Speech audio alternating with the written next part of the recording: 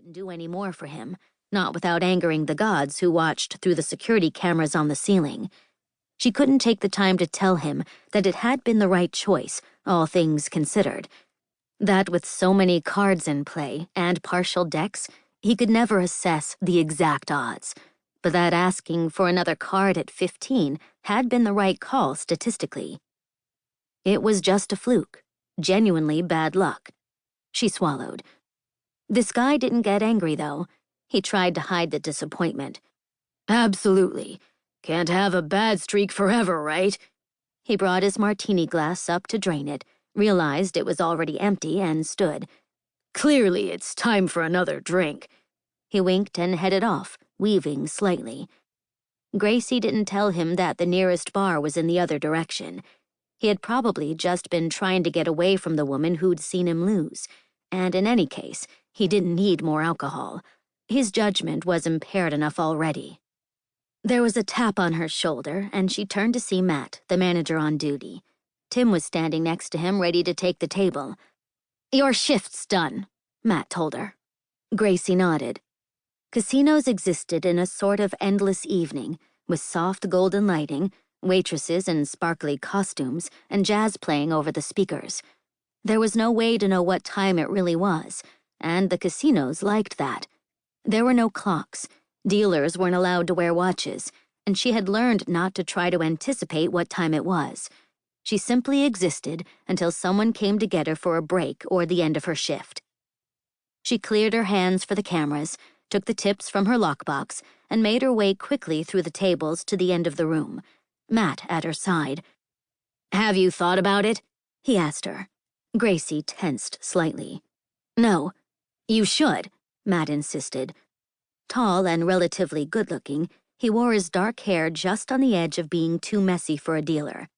"I know you'd make a ton in tips. We never get complaints about you." She hated this. Gracie swiped her card at the door to the back hallways as she gathered her courage. I did think about it. No."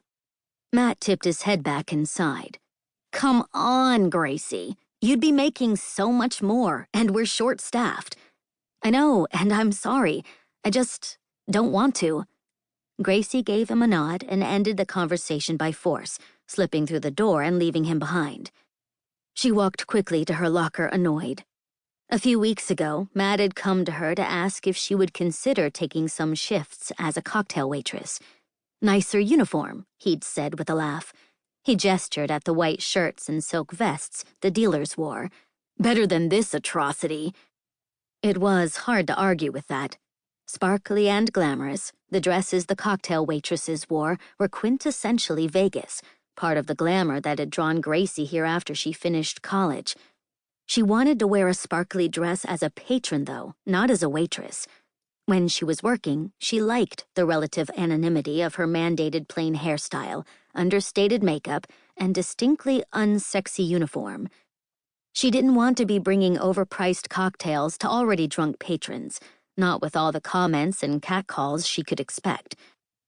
It was late, and she should go straight home, but after that last client and Matt's disappointment, she decided to head to one of her favorite places on the Strip, the Bellagio Fountains. Even this late, the air was warm. She'd stripped off her white shirt and vest, leaving the tank top underneath, replaced the black slacks with jeans, and swapped her black work shoes for flip-flops. She looked up at the lights and listened to the music and laughter and the wind rustling in the trees and felt her tension melt away. She stood and watched the fountains for a while. This was what she liked most about Vegas. Stately grandeur mixed with unabashed glitz. "I know it's too much," the whole Vegas Strip seemed to say. "That's the point."